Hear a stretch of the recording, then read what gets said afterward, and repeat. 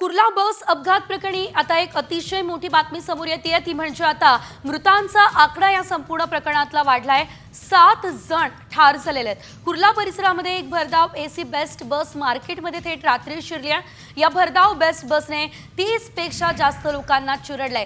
तर आतापर्यंत या भीषण अपघातामध्ये 7 जणांचा मृत्यू झालाय, 30 जण जखमी आहे। मृतांचा आकडा आणखी वाढण्याची शक्यता आहे। जेव्हा हा अपघात घडलाय तेव्हा अपघातग्रस्त बसमध्ये तब्बल 60 प्रवासी प्रवास करत होते। याआधी आपण जर बघितलं तर रात्री ज्यावेळेस हा अपघात घडला त्या दरम्यान 4 जण मृत्युमुखी पडले असल्याचं वृत्त होतं।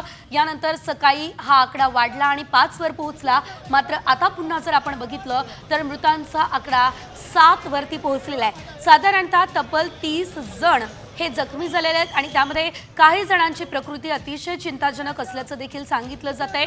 त्यामुळे मृतांचा आकडा आणखी वाढण्याची शक्यता आहे। अधिकचे अपडेट आमचे प्रतिनिधी सूरज मसूरकर देत आहे। सूरज, आपण बघतोय अतिशय भीषण घटना तर घडली, मात्र दुर्दैवी बाब मृतांचा आकडा सातत्याने वाढतोय। सविस्तर माहिती।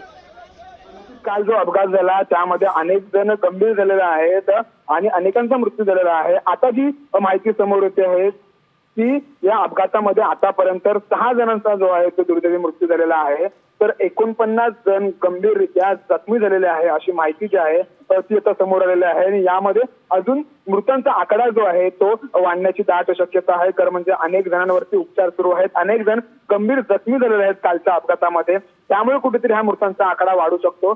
त्यामुळे आता ही जी माहिती समोर आलेली आहे त्यामध्ये 6 जणांचा मृत्यू आणि एक